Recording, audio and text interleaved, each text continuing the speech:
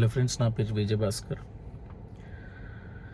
ఎన్ని సంక్షేమ కార్యక్రమాలు చేసినా, ఎంత చిత్తశుద్ధితో చేసినా ఎందుకు వైసీపీ ఓడిపోయింది, ఎలా కూటమి గెలవగలిగింది అన్నది రకరకాలుగా ఈ వారం 10 రోజుల్లో చూస్తూ వచ్చాము. నా చిన్న అనాలిసిస్ ఈసీ నుంచి నేను డౌన్లోడ్ చేసిన డేటా బట్టి చూస్తే మనం జస్ట్ 5,000 లోపు, అంటే అది 500 లోపు 2 నియోజకవర్గాలు ఉన్నాయి ఓడిపోయినవి. అలాగే 5,000 లోపు ఓట్లతోటి అవి కనుక వచ్చినుంటే మనం గెలవాల్సిన నియోజకవర్గాలు 17 ఉన్నాయి. ఆ 17 యాడ్ అయి ఉంటే మనకిప్పుడు 28 ఉండేది, ప్రతిపక్ష హోదాలో ఉండేవాళ్ళం. అలాగే 10,000 లోపు ఓట్లు కనుక వచ్చినుంటే మనం చాలా స్ట్రాంగ్ పార్టీగా ఉండేవాళ్ళం, 51 సీట్స్. బట్ స్టిల్ కూటమి గవర్నమెంట్ ఫామ్ చేసేది. అంటే 10,000 లోపు ఓట్లు ఎక్కువ తెచ్చుకుని ఉంటే అలాంటి నియోజకవర్గాలు 40 ఉన్నాయి. అంటే 10,000 ఓట్లు మనం ఎక్స్ట్రా తెచ్చుకుని ఉంటే దాదాపు 40 నియోజకవర్గాల్లో మనం గెలిచేవాళ్ళం, అధికంగా గెలిచేవాళ్ళం. మనకున్న 11 కలిపితే 51 స్థానాలతోటి స్ట్రాంగ్గా ఉండేవాళ్ళం. ఇంకొక 5,000 ఓట్లు, అంటే 15,000 ఓట్లు మనకు వచ్చిన దానికంటే 15,000 ఓట్లు అధికంగా వచ్చి ఉంటే కనుక ఈజీగా గవర్నమెంట్ ఫామ్ చేసేసేవాళ్ళం. మన కౌంటర్ 92 అయ్యేది, which was equal to some of the surveys. Okay, కానీ అలా రాకపోవడానికి కారణాలు ఏంటంటే 1,00,000 ఉన్నాయి. ఈవీఎంలు అంటున్నారు, అది అసలు ఆలోచించుకోవడానికే భయం వేస్తుంది. అదైతే కనుక ప్రజాస్వామ్యం నాశనం అయిపోయినట్టే. కాబట్టి దాని గురించి నేను ఆలోచించిన ఎక్కువగా. Let us hope that democracy still life. కూటమి తరఫున ఎలా చేశారు, అసలు లాస్ట్ టైం ఫస్ట్ ఫేజ్లో ఉన్న ఎలక్షన్స్ని 4th ఫేజ్కి, అంటే బీజేపీ లాస్ట్ దాకా చేరకుండా ఉండి లాస్ట్లో చేరి ఇమీడియట్గా 4th ఫేజ్కి మార్చారు. 2019లో ఫస్ట్ ఫేజ్లో అయిపోయింది పోలింగ్. వీళ్ళకి కొద్దిగా టైం ఇవ్వటానికి, మేనేజ్ చేయటానికి వ్యవస్థలు అందరినీ కంట్రోల్ చేసి ఎక్కడ వాళ్ళని అక్కడ పెట్టడానికి వాళ్ళకి కొద్దిగా టైం ఇచ్చి మరీ వచ్చారు. సో రకరకాల ఇంకొన్ని కారణాలు ఉన్నాయి, మళ్ళీ వీడియోస్లో మాట్లాడదాం. బట్ మేజర్ రీజన్ నాకు అనిపిస్తున్న మేజర్ 2-3 ఫ్యాక్టర్స్ వలన ఫినిష్ అయిపోయింది ఈ ఓడిపోయారు అనుకోవడానికి నాకు తెలిసినటువంటిది బేసిక్ అండర్స్టాండింగ్ అండి. Governance, welfare, law and order ఇవన్నీ గవర్నమెంట్ ఇవ్వాలి, కానీ ఎలక్షన్స్ మాత్రం పార్టీలే పోరాడతాయి. ఎలక్షన్లో పార్టిసిపేట్ చేయాల్సింది పార్టీలే. సో పార్టీ నిర్మాణం అన్నది చాలా ముఖ్యం. ఓకే, వాళ్ళకి పొలిటికల్ పార్టీ ఈజ్ నథింగ్. కార్యకర్త అన్నవాడు యాక్టివ్గా లేకపోతే కనుక పొలిటికల్ పార్టీ అన్నది అసలు నా దృష్టిలో I don't think it can survive for long. 2011 to 19 దాకా జగన్కి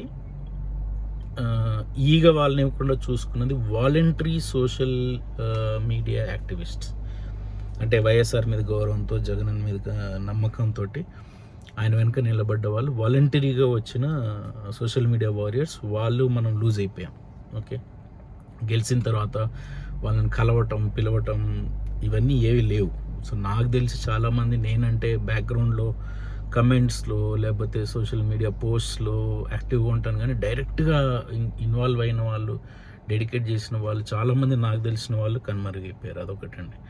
ప్లస్ ఈ వాలంటరీ వ్యవస్థ one of the amazing policy, but they don't do this plan, do, check, act అని ఒకసారి చేసిన తర్వాత మళ్ళీ దాని ఫీడ్బ్యాక్ తీసుకుని దాన్ని కౌంటర్ ఎలా చేయాలి. ఐ థింక్ జగన్ అన్న చేసింది గడప గడపకు వెళ్ళి వీళ్ళని కూడా టచ్లో ఉండేటట్టు, కార్యకర్తలు, నాయకులు టచ్లో ఉండేటట్టు ట్రై చేశారు, కానీ దట్ డింట్ వర్కౌట్. బట్ దానికి విరుగుడు ఏంటన్నది ప్లాన్ చేశారో లేదన్నది నా డౌట్.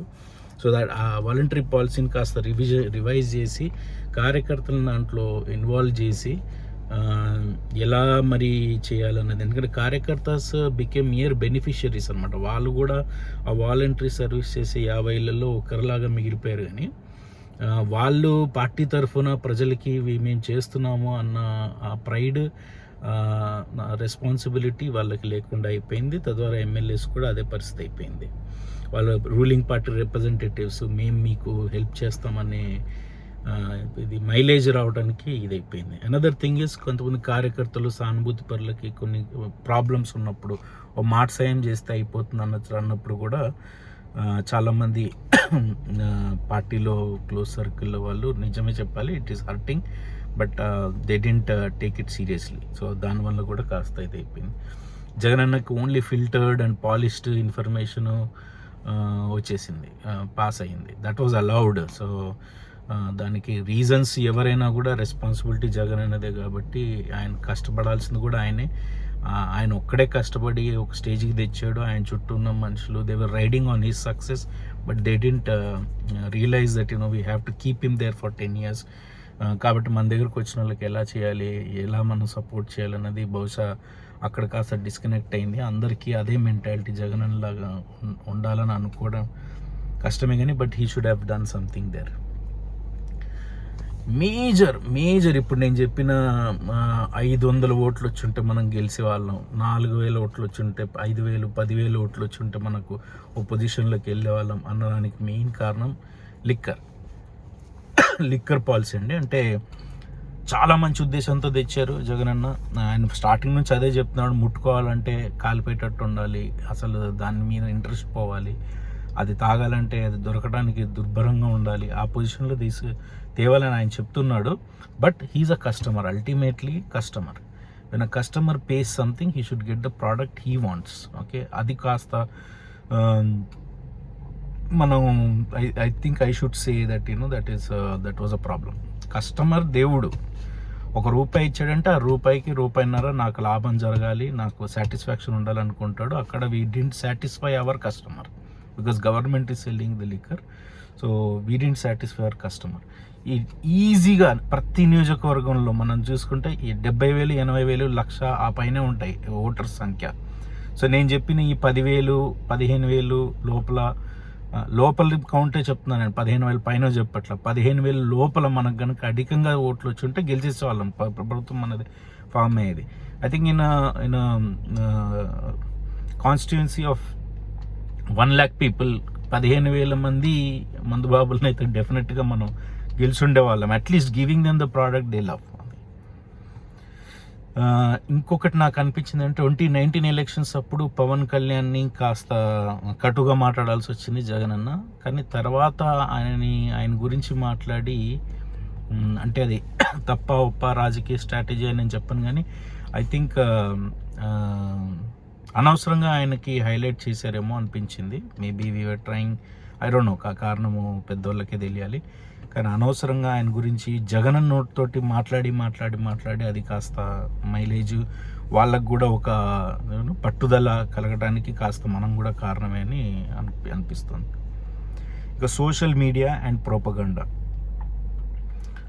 అపోజిషన్ని సెటైరికల్ రిమార్క్స్ తప్ప మనము రీజనబుల్గా మనం చేయలేదు. అంటే ఇప్పుడు కొన్ని టాపిక్స్ వాళ్ళు ప్రైజ్ రైజ్ అలిగేషన్స్, ఇండస్ట్రీస్ రావట్లేదని, ఫైనాన్షియల్ స్టేటస్ బాగాలేదని, ఎంప్లాయ్మెంట్, వీటి గురించి మాట్లాడినప్పుడు వాటిని ఫోకస్ చేసి మనము అంటే మిగతా అన్ని మ్యాటర్స్ వాటిని వెటకారంగా మాట్లాడడం కాకుండా వీటి వలన ప్రజలకి కాస్త ఇంపాక్ట్ అవుతుంది, ఓటు బ్యాంక్ దెబ్బతింటుంది అన్న చోట మటుకు ఎక్కువగా ఫోకస్ చేసి రీజనబుల్ ఎక్స్ప్లెనేషన్, అంటే జస్ట్ హెక్లింగ్ కాకుండా రీజనబుల్ ఎక్స్ప్లెనేషన్ ఇచ్చి ఉంటే అది కాస్త వర్కౌట్ అయ్యేది.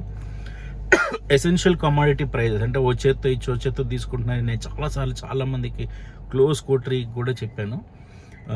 ఎసెన్షియల్ కమాడిటీ ప్రైజెస్ అన్నది కామన్ మ్యాన్కి చాలా ఎఫెక్ట్ అవుతుందండి. దాన్ని కాస్త చాలా మటుకు వీళ్ళు ఓ చేత్తో తీసుకుంటున్నారు. Comparative price, today's price with different states, అది కనుక డైలీ ఈ ఐపాక్ టీం అంతమంది కూర్చుని ఉన్నారు, వాళ్ళు ఏదైనా చేస్తుని ఉంటే చాలా బాగుండేది అనిపించింది. అదొకటి ఇదైపోయింది. అండ్ మేజర్ థింగ్ ఇంకోటి capitalise చేసుకోలేనిది Covid service. The medical infrastructure in Andhra Pradesh without Hyderabad was in such a sorry state when Jagan అన్న కేమ్ ఇన్ టు పవర్. అలాంటి సమయంలో it would have been a night Meyer actually చెప్పాలంటే. అతి భయంకరమైన పరిస్థితిలో ఉండాల్సిన స్టేట్ అప్పుడుకున్న మెడికల్ ఇన్ఫ్రాస్ట్రక్చర్.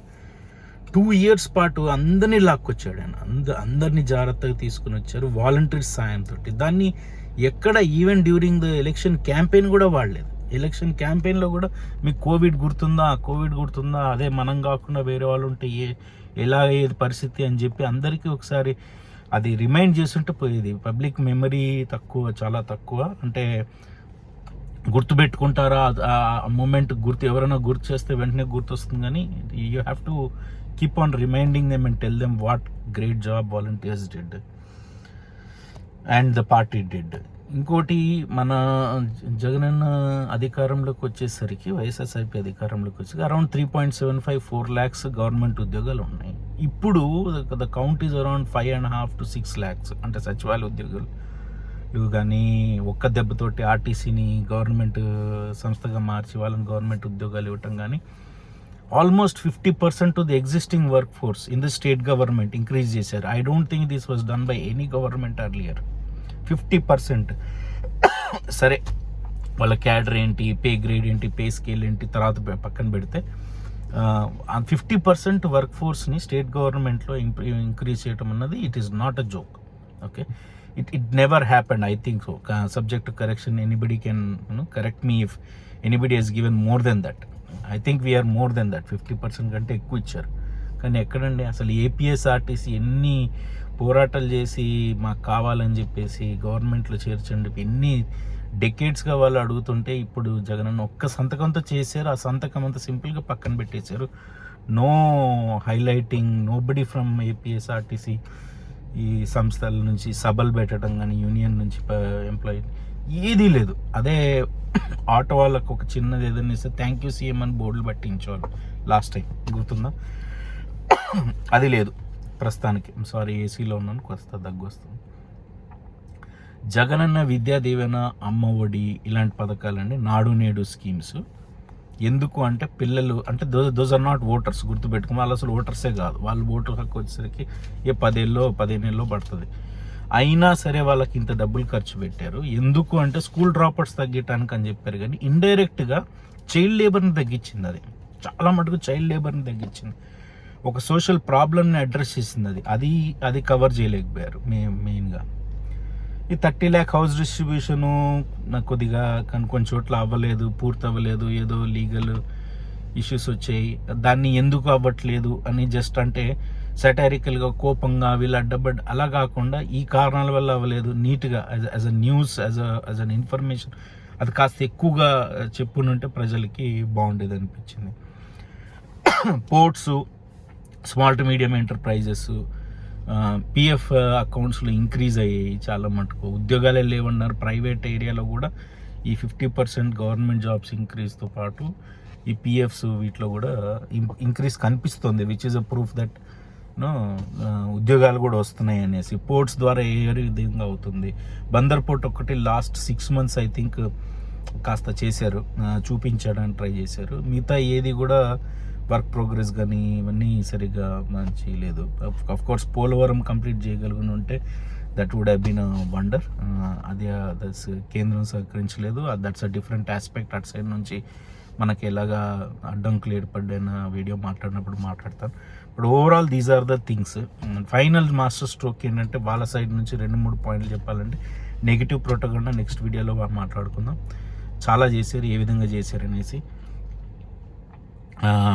ఇంకొక మాస్టర్ స్ట్రోక్ లోకేష్ గారిని దీంట్లో తిరగనివ్వలేదు, క్యాంపెయిన్లో తిరగనివ్వలేదు. యూ ఫోకస్ ఆన్ మంగళగిరి అన్నారు. They're far avoiding comparison between Pawan Kalyan and Lokesh and their power struggle if they come to power. ఈ డిబేట్కి ఛాన్స్ లేకుండా, ఏదో కామెడీ అయిపోవడానికి ఛాన్స్ లేకుండా అది చేశారు. అండ్ బీజేపీ ఎంటర్ అయిన తర్వాత 4th phase మార్చేసి చాలా పెద్ద దెబ్బ వేశారు. So these are the reasons I think in a nutshell. కానీ మేజర్ రీజన్స్ కార్యకర్తల్ని అనుసంధానం చేసుకోవటం, వాళ్ళని మోటివేట్ చేసి ఉంచటం 5 ఏళ్ళు, వాలంటరీ వ్యవస్థని కాస్త రివిజన్ చేసుకుని వాళ్ళ పర్పస్ వేరే, వాళ్ళని ఒక స్టేజ్ దాకా ఉంచి you should help them move out, assign them some other thing, skill mapping చేసి అది and use them as a feedback mechanism with the help of coordination with కార్యకర్తాస్. అది డిఫరెంట్ యాంగిల్లో చేస్తుంటే బాగుండేది. వాళ్ళు ప్రతి ఒక్క కార్యకర్త ఇంకొక 4 ఎక్స్ట్రా జనాల్ని తీసుకొచ్చి ఓటు వేయించుంటే కనుక మనం అనుకున్న ఫిగర్ వచ్చేసేది. ఫిల్టర్డ్ ఇన్ఫర్మేషన్ వెళ్ళింది. And most importantly I think liquor alone కూడా వన్ అస్ 40 to 50 seats అని అనుకుంటున్నా లిక్కర్ పాలసీ. సో మీ అభిప్రాయాలు ఏమన్నట్టు నాకు తెలియజేయండి.